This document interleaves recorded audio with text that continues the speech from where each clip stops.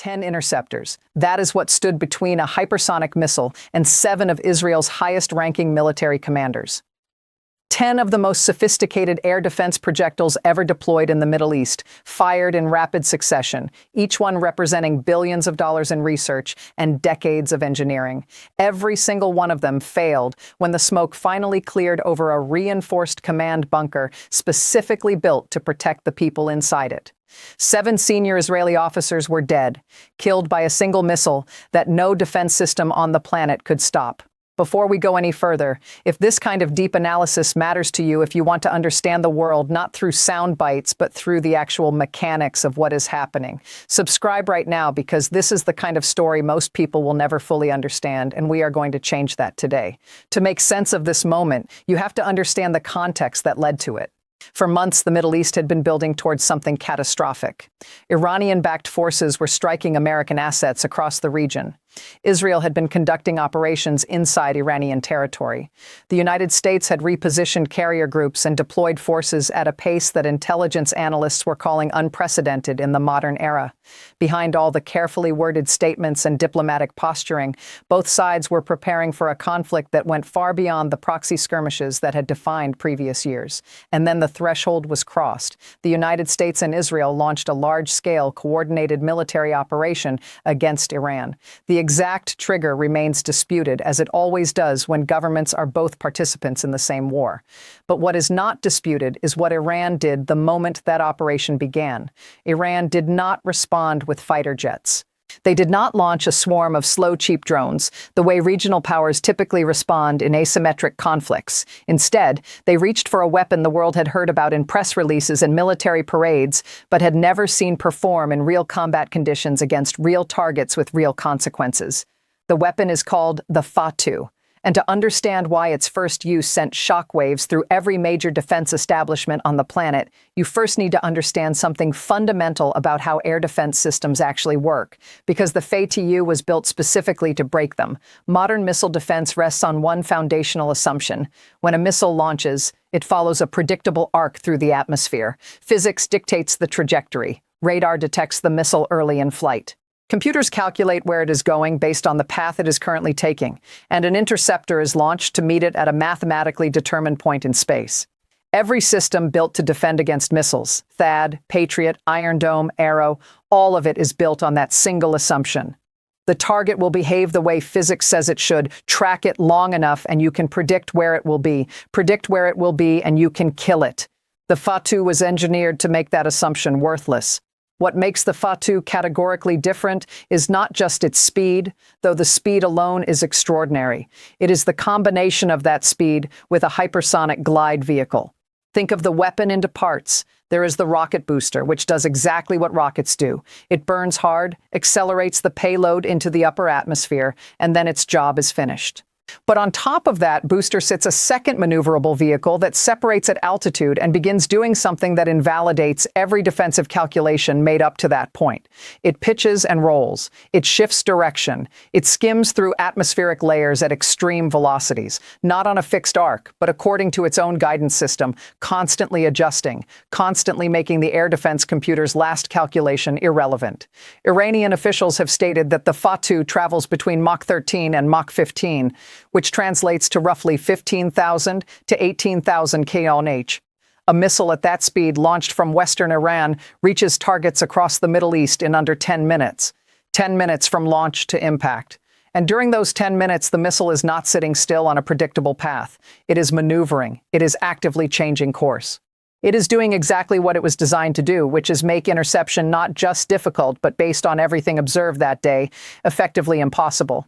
This is the core reason 10 interceptors failed, not operator error, not a malfunction. The physics of the engagement were structurally tilted in favor of the incoming weapon. What makes this reality even more striking is who said so publicly. Not an Iranian general celebrating a victory, not a commentator offering analysis from a comfortable distance. a vice president at Rafael Advanced Defense Systems, one of the most technically sophisticated and respected defense companies in the world. The Israeli firm, responsible for building many of the interceptors that failed that day, went on the record. He stated plainly that weapons like the Fa-2 have opened a new era in air defense and that conventional interception approaches cannot be considered reliable against them. The analogy he used was clear and unsparing. He compared defending against a hypersonic glide vehicle to putting a single defender against someone operating at a completely different physical level. You can chase, you can run as hard as the system allows, but when the people building your defenses tell you those defenses have a structural ceiling and the threat has exceeded it, that is not a theoretical warning. That is a status report. Now consider what was targeted, because the choice of objective was not incidental. The Fa-2 was not aimed at a runway, a fuel depot, or a communications tower. It struck a hardened, reinforced command and control facility, a structure built with layered concrete and steel specifically to keep the people inside it operational. Even while everything above them was being destroyed, the 7 officers killed inside that bunker were not support staff. They were senior commanders directly responsible for directing the ongoing military operation against Iran. And the precision required to hit them specifically inside a fortified structure while traveling at Mach 15. Innovating multiple layers of air defense represents an engineering achievement that most nations with far greater resources than Iran have spent decades trying to replicate. One word deserves particular attention here: debut. This was the first time the Fa-2 was ever fired in an actual combat situation. Not a refined system with years of operational feedback. Not a weapon that had been tested in a lower stakes engagement before being trusted with a critical target. This was its first real-world use, and it did not miss the decision to debut an untested weapon against the most fortified target in the entire operation. Tells you everything about how confident the Iranian military was in what they had built. On the day it mattered most, that confidence was completely justified. The IDF command facility was not the only target struck during this phase. Reports from Iranian military sources and regional correspondents indicate that Fa-2 missiles were also directed at American military installations in Bahrain, Kuwait, and Qatar. These are high V-value bases protected by the most advanced air defense architecture the United States has ever deployed in the Gulf. THAAD batteries, Patriot systems, overlapping radar coverage, and interceptor capacity. By all available accounts, the results followed the same pattern as the command center. The missiles arrived, the defenses engaged. The missiles hit their targets anyway. The implications for the United States are not abstract or distant. They are direct, immediate, and deeply uncomfortable. American military strategy in the Middle East has rested for decades on a specific assumption about force protection. The assumption that American bases remain survivable in a hot conflict because of the defensive umbrella positioned above them. The assumption that adversaries, even well-armed ones, cannot reliably penetrate that umbrella. With precision and speed sufficient to create strategic effect, that assumption now has a visible crack in it. Every service member stationed in the Gulf is currently operating inside a threat environment that the defensive architecture around them was built for a different era to handle. Addressing that gap is not a matter of weeks. It is a matter of years and billions of dollars that do not yet exist in any budget. The resource problem makes the strategic problem significantly worse. Before this conflict began, American stockpiles of interceptor missiles for Patriot and THAAD were already under pressure from the rate of consumption in Ukraine. Replenishment timelines were already a source of concern among planners before a single Fa-2 was ever fired. Layered on top of that supply problem is the realization that even the interceptors currently in inventory may be fundamentally mismatched against this specific threat. The arithmetic is unforgiving. If defeating one hypersonic glide vehicle requires multiple interceptors fired in salvo, and the intercept rate remains as low as observed, then any sustained campaign involving these weapons drains defensive inventories faster than the industrial base can rebuild them. That is not a manageable problem in the short term. Defense analysts have been working on theoretical frameworks for years. Zone-based interception models overlapping coverage fields across multiple altitudes and trajectory windows. The idea of compensating for hypersonic speed and maneuverability through sheer density of interceptor layers. In concept, these approaches have genuine merit. In practice, building that architecture requires years of development, years of procurement, years of crew training, and expenditures in the tens of billions years. While this conflict is unfolding right now today, with no pause built in for the defense community to catch up, the gap between what the threat requires and what current systems can deliver is real, acknowledged, and not going to close quickly. There is also a deeper strategic dimension that rarely surfaces in mainstream coverage, but that shapes everything else. Israeli military doctrine has been built for decades around a specific guarantee regarding command survivability. The logic is straightforward. Even in the worst conceivable attack scenario, even if forward positions, fallen air assets are destroyed and bases are degraded, the command structure, the generals, the planners, the decision-makers who direct the response survive because they are in hardened facilities that adversaries cannot reliably penetrate. Preserve command authority, and you preserve the ability to respond, adapt, and determine. The outcome that guarantee was what the bunker was designed to deliver.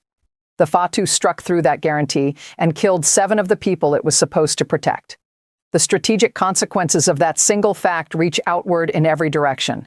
Every gathering of senior officers now carries a question mark that did not exist before this strike. Every command center, no matter how reinforced, now carries a vulnerability that was not part of the previous strategic framework. The practice of concentrating decision-making authority in one location, which is not a flaw in how militaries operate, but a fundamental feature of how they function effectively, has become an exploitable weakness in a way it simply was not before. The logic of targeting an adversary's leadership and decision-making capacity rather than their fielded forces is not new.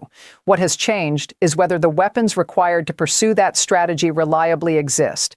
After the Fatu's combat debut, the answer to that question is different than it was before. When serious analysts work through the available options in response to all of this, they keep arriving at the same uncomfortable conclusion. If you cannot reliably stop these weapons in flight, if the interceptor technology has not caught up to the threat, then the only credible path toward defensive security means addressing the launchers before they ever fire. That means offensive operations inside Iranian territory. It means a willingness to escalate beyond anything the current exchange has seen. It means a fundamentally different kind of war with fundamentally different risks and consequences that are genuinely difficult to calculate from where we currently stand. There are no clean options here. Every path forward carries weight that extends far beyond the immediate military equation. It is also essential to place this inside the broader global picture because the Fatitude does not exist in isolation. Russia has hypersonic systems that have seen use in Ukraine. China has developed hypersonic glide vehicles with investment and scope that dwarf what Iran had available. North Korea has conducted its own hypersonic tests with varying degrees of documented success. The world has been moving toward this technological threshold for years, and what happened in the Middle East is the moment that trajectory became impossible to dismiss or minimize. The similarities between the Fatu and Russian hypersonic programs are not coincidental. Technical knowledge and engineering expertise have been moving between these nations through channels that Western intelligence agencies have been monitoring with increasing alarm. What Iran put on the battlefield is partly a product of that international transfer of knowledge, and Western sanctions were specifically designed to prevent exactly that outcome. Perhaps the most consequential message embedded in all of this is the one directed outward at every nation watching from the outside. A country operating under severe economic isolation, cut off from mainstream defense supply chains, working with a fraction of the budget available to NATO members, successfully developed and deployed a weapon that defeated the most advanced air defense systems the Western alliance had positioned in the region. If Iran can do this under those conditions, the barrier to entry for hypersonic capability is lower than Washington or Tel Aviv had allowed themselves to believe. That recalibration of what is achievable, that downward revision of the threshold, changes the global security equation in ways that will take years to fully understand. We are living through a moment that will have its own chapter in the history of warfare, not because hypersonic weapons are a new concept. The theory has existed in defense literature for decades, but because this was the moment the theory stopped being theoretical and became undeniably, visibly, physically real. Test data can be questioned. Claim specifications can be disputed. Intelligence assessments can be minimized by those who prefer not to confront what they suggest. What cannot be minimized is physical evidence: a destroyed command center, 7 dead generals, 10 failed interceptors. That evidence does not require classified access to understand. It does not require a military background to process. It is simply and starkly what happened. The defense community is now at the beginning of a reckoning whose full shape has not yet come into focus. New interception technologies will be developed and funded under extraordinary urgency. New doctrines for protecting command infrastructure will be written. New debates about force posture, forward deployment, and the viability of current defensive models in contested regions will move from theoretical to operationally urgent. All of that lies ahead. All of it takes time and resources in years that the current conflict does not offer as a courtesy. The line between before and after was drawn on the day 7 senior officers died inside a bunker that was specifically built to keep them alive. What comes next will determine which direction history moves from that line, but the line itself is now permanent. And the weight of what it represents is something every serious conversation about modern warfare will have to account for a very long time to come.